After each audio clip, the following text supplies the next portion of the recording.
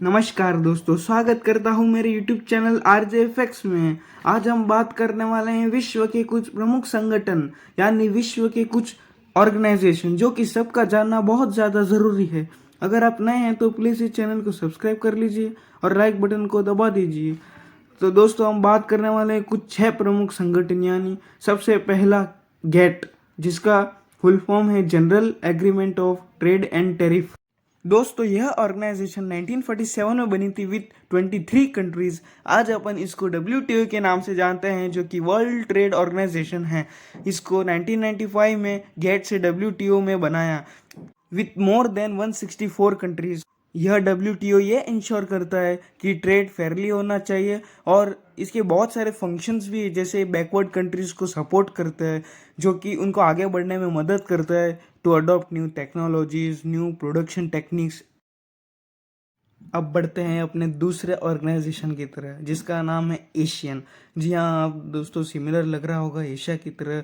जी हाँ, वे कुछ ही सिमिलर ही है। इसका फुल फॉर्म है the association of south east Asian Nations. यह 1967 में बनी थी, और इसमें कुछ ही कंट्रीज ने पार्टिसिपेट किया और इसको बनाया, जैसे कि Indonesia, Malaysia, the Philippines, Singapore और थाईलैंड जैसी कंट्रीज ने इसे बनाया है। और इस ऑर्गेनाइजेशन को इसलिए बनाया है ताकि पॉलिटिकल और इकोनॉमिक कोऑपरेशन और रीजनल स्टेबिलिटी रहे। अब बढ़ते हैं अपने तीसरे ऑर्गेनाइजेशन की तरह, जिसका नाम है OPEC, organization of the petroleum exporting countries. दोस्तों, इसकी शुरुआत 1960 में हुई थी बगदाद में, जो कि इराक में आता है। इसको 5 कंट्रीज ने मिलके बनाया था, जो कि है ईरान, इराक, सऊदी अरब, कुवैत और वेनेजुला। यह ऑर्गेनाइजेशन ऑयल के रिलेटेड प्रोडक्ट्स लाइक तेल, क्रूड ऑयल, डीजल, केरोसिन में प्रोडक्शन करता है। दोस्तों, इन कंट्रीज में बहुत ज़्यादा तेल है। तेल की कीमत बहुत ज़्यादा है। दोस्तों, ऐसा भी बोला जाता है कि भारत में अगर ज़मीन खोदते हैं तो पानी निकलता है, और इन सब कंट्रीज़ में ज़मीन खोदते हैं तो पेट्रोल निकलता है। इन सब कंट्रीज़ का पेट्रोलियम एक्सपोर्टिंग कंट्रीज इतना ज़्यादा है कि ये GDP का 16% कंट्रीब्यूट करता है। यह सब कंट्रीज एशिया के मिडल ईस्ट में लोकेटेड है।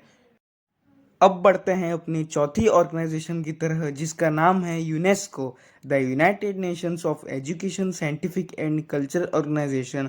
जी हाँ, आपका इस नाम तो सुना ही होगा आपने। और ये एक ऐसी स्पेशलाइज्ड एजेंसी है यूनाइटेड नेशंस की, जो कि वर्ल्ड पीस और सिक्योरिटी को प्रमोट करता है। दोस्तों, इसके हेडक्वार्टर्स पेरिस में हैं। ये 16 नवंबर 1945 में लंदन में बनी थी। इसके कुछ प्रमुख एम है, जैसे सस्टेनेबल डेवलप्ड को प्रमोट करना, ह्यूमन राइट्स को फैसिलिटेट करना, ताकि सारी कंट्रीज़ में कोलैबोरेशन अच्छा हो। और यह टेक्निकल ट्रेनिंग और साइंटिफिक ट्रेनिंग प्रोवाइड करते हैं डिफरेंट डिफरेंट कंट्रीज़ को टू प्रमोट वर्ल्ड पीस। अब बढ़ते हैं अपने पांचवें ऑर्गेनाइजेशन की तरह, जिसका नाम है IOC, the international Olympic committee. दोस्तों, दुनिया में जितने भी ओलंपिक गेम्स होते हैं जो इंटरनेशनल लेवल पे होते हैं, उन सब का हेड IOC होता है। यह एक नॉट फॉर प्रॉफिट ऑर्गेनाइजेशन है, जो कि लॉसेन, स्विट्जरलैंड में लोकेटेड है। यह अथॉरिटी रिस्पॉन्सिबल है मॉडर्न समर और विंटर पीक ओलंपिक गेम्स को ऑर्गेनाइज कराने में। इसका सबसे पहला ओलंपिक गेम्स इस कमेटी ने 1894 में ऑर्गेनाइज कराया था। इसके कुछ मेंबर्स भी हैं, जैसे कि 105 active members, 45 honorary members, 2 honour members, 206 individual national members, जो कि अलग अलग कंट्रीज से अलग अलग रिप्रेजेंटेटिव बन के मेंबर्स आते हैं। अब बढ़ते हैं अपने महत्वपूर्ण ऑर्गेनाइजेशन, जिसका जानना आपके लिए बहुत ही ज़्यादा ज़रूरी है, जो कि IMF, जिसको हम वर्ल्ड बैंक के नाम से भी जानते हैं।